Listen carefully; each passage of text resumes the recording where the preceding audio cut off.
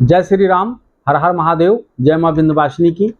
जैसा कि आप लोगों के अक्सर आप लोगों ने ये सुना होगा कि बहुत सारे लोग शिकायत करते हैं कि मेरा बेटा जो है वो ड्रिंक करता है या किसी भी प्रकार का धूम्रपान करता है, यानी सिगरेट और चरस, कोकीन या कोई किसी भी प्रकार का मतलब जो है वो नशा करता है। कभी भी आपने सोचा कि वो क्यों करता है, कारण क्या है? हम सबसे पहले नंबर क्या होता है कि जब उस बच्चे के बाप की कुंडली देखते हैं तो उस बच्चे की बाप की जो कुंडली है वो पंचम भाव है, और पंचम भाव में जब भी शनि, राहु या कोई भी ऐसा ग्रह बैठा होगा जो ग्रह क्रूर और पापी होगा तो उसका बाप भी नशा करता होगा और बेटा भी करेगा। अक्सर कई बार ऐसा देखने में मिला है कि पूछा जाता है बाप से कि क्या आप ड्रिंक करते हो, तो बोलता है बिल्कुल करता हूं। जिस समय आप ड्रिंक कर रहे होते हैं या किसी भी प्रकार का नशा करते हैं उस समय आपकी औलाद जिससे आप दुखी हो, जो नशा करती है, वो कहाँ होती है?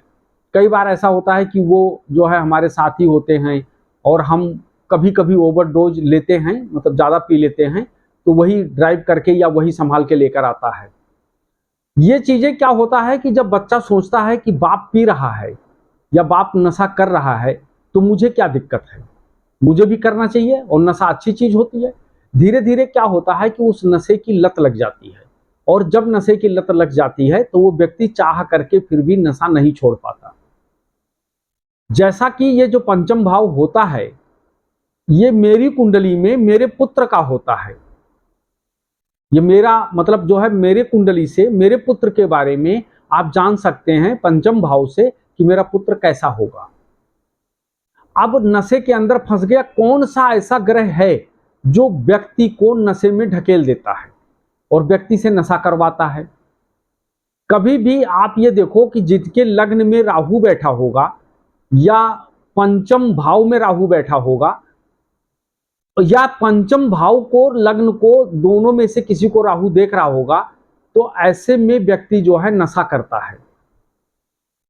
और राहु जो होता है वो एक तरीके से लिक्विड की नशा करवाता है, यानी राहु और शनि मिल करके जो है कुंडली के अंदर ड्रिंकिंग योग बना देते हैं, यानी ऐसा व्यक्ति ड्रिंक करता है और साथ में चंद्रमा भी हो, तो ऐसा व्यक्ति जो होता है वो एक तरीके से नशा उस पे हावी हो जाता है। वो नशे पे हावी नहीं हो पाता, नशा उसके ऊपर हावी हो जाता है, और बिना नशे का वो रह नहीं सकता, नशा करेगा जरूर। कई बार आपने ऐसा सोचा होगा, देखा होगा कि लोग कस्में खाते हैं कि मैं आज के बाद नशा कभी नहीं करूंगा अपने जीवन में, लेकिन इसके बावजूद भी सुबह कसम खाया और शाम को फिर ड्रिंक कर लिया या शाम को फिर धूम्रपान कर लिया, जो भी करना था कर लिया। वो कौन सा ऐसा ग्रह है जो उसकी लत को छोड़ने नहीं दे रहा है? लाख प्रयास के बावजूद भी वो छोड़ने नहीं दे रहा है। कई ऐसे सारे लोग हमारे पास आते हैं, कई बार कस्में खाते हैं, वादा करते हैं, अपनी पत्नी के सामने कहते हैं अरे भाई आज के बाद हम नशा कभी नहीं करेंगे, और हम बिल्कुल एकदम वादा करते हैं, कसम खाते हैं हमको आप कभी नशा करते हुए नहीं देखेंगे, लेकिन उसके बावजूद भी शाम को नशा करके वो व्यक्ति पहुंच जाता है। नशा जो होता है ना, ये मेडिकल साइंस का कहना है कि नशा व्यक्ति के खून में होता है। जब आप किसी भी चीज को बराबर धीरे धीरे धीरे धीरे करके आप उसका प्रयोग करते जाते हैं तो वो क्या होता है, आपके ब्लड में आ जाता है, और ब्लड जो होता है वो एक तरीके से जब हमारे बॉडी में आ गया तो हमारी बॉडी उस चीज की आदी हो जाती है और इस चीज को मांगने लगती है। जैसे मेडिकल कहता है कि आपने अगर 41 डे किसी भी चीज का प्रयोग कंटिन्यू करते रहे तो 41 दिन के बाद आपकी आदत पड़ जाएगी उस चीज को यूज करने का, उस चीज को प्रयोग करने का, और आप उसको करेंगे। इसी तरीके से ये होता है हमारी कुंडली में। जो हमारा दिमाग है, मतलब मन तो है चंद्रमा, और दिमाग जो हमारा है जिसको हम बुद्धि कहते हैं वो बुध है। अगर बुध किसी अवस्था में पीड़ित पड़ा है तो हम चाह करके फिर भी नशे को नहीं छोड़ सकते, क्योंकि वो हम पर हावी हो जाएगा। इसलिए हमें जो है दो चीजों का विशेष ध्यान रखना होता है कि हमको कुंडली के अंदर बुध और चंद्रमा किस स्थिति में पड़ा है और कैसा पड़ा है और इसको कब प्रयास किया जाएगा तो नशा छोड़ देगा। जैसे मेरे एक जानने वाले मित्र थे, तो वो अक्सर वो खैनी खाते थे। कई बार मैंने उनको दिखाया, हमने कहा देखो तंबाकू के ऊपर लिखा है कि तंबाकू स्वास्थ्य के लिए हानिकारक है और इससे कर्क रोग हो सकता है, यानी इससे कैंसर रोग हो सकता है। लेकिन उसके बावजूद भी वो नहीं मानते थे और जब उनका मन करता था तब वो वहां पहुंचते थे और खैनी रगड़ना शुरू कर देते थे। हमने उनकी कुंडली जब देखी तो हमको पता चला कि इस समय पर इनके ऊपर जो है राहु की दशा चल रही है और राहु की दशा चलने के कारण से ये व्यक्ति जो है कभी भी नशा नहीं छोड़ सकता। और जब ये राहु की महादशा खत्म हो जाएगी तो ये नशा प्रयास किया जाएगा तो ये नशा छोड़ देगा। तो वही किया। जब उसकी राहु की महादशा समाप्त हुई तो उसको मेरे जानने वाले एक होम्योपैथिक के डॉक्टर हैं, उनके पास ले गए और उन्होंने टोबाको नाम करके एक जर्मन की निर्मित कंपनी का उन्होंने एक लिक्विड दिया और बोले कि इसको 10 से 20 बूंद जो है इनको सुबह और शाम को 1 कप पानी में लेना है। जब हम उसको 1 कप पानी में उसको यूज करवाना शुरू करवा दिए तो धीरे धीरे क्या हुआ कि कुछ ही समय के बाद, यानी कुछ समय का मतलब वो हफ्ता 2 हफ्ता नहीं, वो 4 दिन 5 दिन 10 दिन नहीं, वो जो है मतलब 3 दिन के बाद वो व्यक्ति जो है मुंह फेर दिया टोबाको से, तंबाकू से, और धीरे धीरे करके आज वो बिल्कुल बढ़िया जीवन व्यतीत कर रहा है और नशा उसके जीवन से काफी दूर चला गया। आज ये बात हो गई कम से कम 4 साल, और 4 साल से उसने कभी खैनी नहीं खाया, कभी भी वो गुटखा नहीं खाया। क्योंकि जब भी राहु आता है ना तो राहु नशे का कारक है, वो नशे में व्यक्ति को डुबो देता है। जैसे गुरु हो, अगर गुरु की दशा, अंतरदशा, महादशा में अगर हम किसी भी प्रकार का कोई भी नशा अगर यूज कर लेते हैं तो वो नशा जल्दी छूटेगा नहीं, वो लंबे समय तक चलेगा। तो इसी तरीके से जब राहु जा रहा हो और किसी अच्छे ग्रह का दशा आ रही है, महादशा आ रहा है, अगर उस पीरियड में हम इसका इलाज करते हैं और सोचते हैं कि हम इसको छोड़ देंगे तो छूट जाएगा। क्योंकि पंचम भाव जो कुंडली में होता है वो हमारे कुंडली का पूर्व संचित कर्म होता है, पूर्व संचित कर्म होता है। और कभी भी कोई भी व्यक्ति हो, चाहे वो मेरा लड़का हो, आपका लड़का हो, कोई भी हो, वो जो कुछ भी सीखता है वो अपने बड़ों से ही सीखता है, अपने बड़ों से।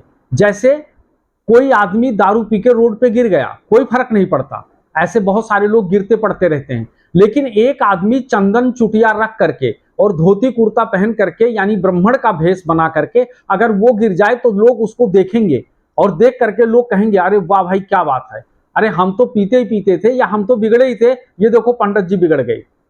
क्यों? क्योंकि पंडित जी हमारे समाज के सुधारक हैं, हमको सुधारने वाले हैं, हमसे बड़े हैं। तो हमेशा जब भी कोई बात होती है, कोई बात होता है, तो हमारी दृष्टि अपने से बड़ों पे जाती है, अपने से छोटों पे नहीं जाती है।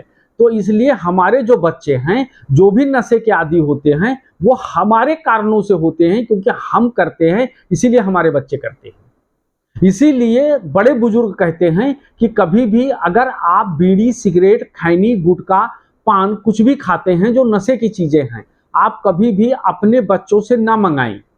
अगर आप अपने बच्चों से मंगाते हैं तो धीरे धीरे क्या है, बच्चे की आदत पड़ जाएगी, और जब उस बच्चे की आदत पड़ जाएगी तो वो निकट भविष्य में वो बच्चा उसका प्रयोग करने की कोशिश करेगा। इसलिए इन चीजों से दूरी बना करके रखो। और पंचम भाव जो है और नवम भाव जो हमारा है वो लक्ष्मी ग्रह है, वो लक्ष्मी त्रिकोण ग्रह माना गया है, ठीक है, क्योंकि लगन से वो त्रिकोण होता है।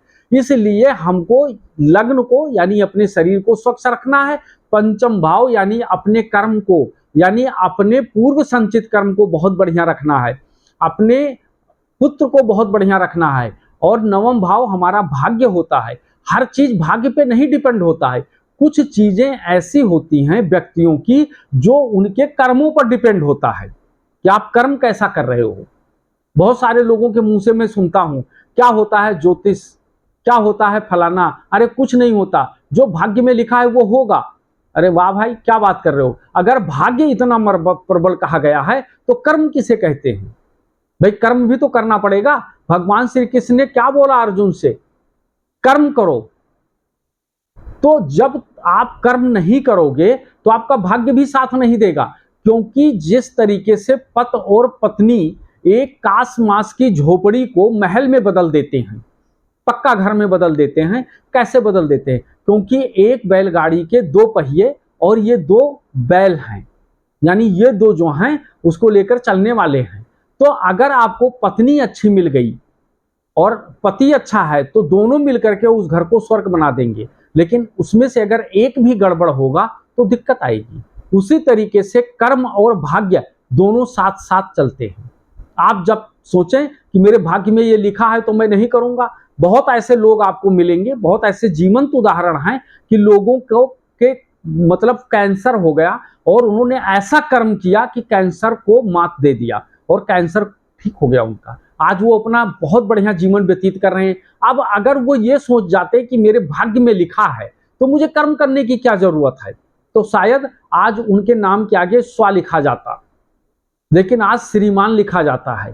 क्यों? क्योंकि उन्होंने कर्म किया। तो इसलिए कर्म करना पड़ता है। इसलिए हमेशा ये ध्यान रखो, आप लोगों से, सनातनियों से, हर या भारत के हर व्यक्ति से निवेदन है कि आप अपने बच्चों को, छोटे बच्चों को आप अपने दुर्व्यसन से, आप अपने व्यसन से उनको दूर रखें और उनसे कभी भी इस प्रकार की कोई भी सामान ना मंगवाएं जो अच्छा नहीं है। बीड़ी, सिगरेट, गुटखा, खैनी, ये सब चीजें ना मंगवाएं। अगर आप ड्रिंक भी करते हैं तो ऐसे छुपा करके करें कि उसे कोई जान ना सके। ठीक है? अगर इस तरीके से आप करना शुरू कर देंगे और थोड़ा सा वो करेंगे, और सबसे पहला नंबर उसे आप छोड़ने की प्रयास करें, छोड़ने की कोशिश करें। क्या आपके कुंडली में भी राहु या इन ग्रहों का योग है? अगर है तो इनके जाने के बाद आप इसका मेडिसिन लीजिए। एलोपैथिक में और उसके बाद होम्योपैथिक में इसकी बहुत बढ़िया दवा है, और इसे लेकर के आप अपना जीवन, धार्मिक जीवन व्यतीत करें। ऐसे हम आप लोगों को और बहुत सारी जानकारी देते रहेंगे। आप देखते रहिए हमारे चैनल को और हमें सब्सक्राइब और फॉलो करिए। हमारा उत्साह बढ़ाइए ताकि हम आगे और बहुत सारा आपको जानकारी दे सकूं। जय श्री राम, हर हर महादेव, जय मां विंध्यवासिनी।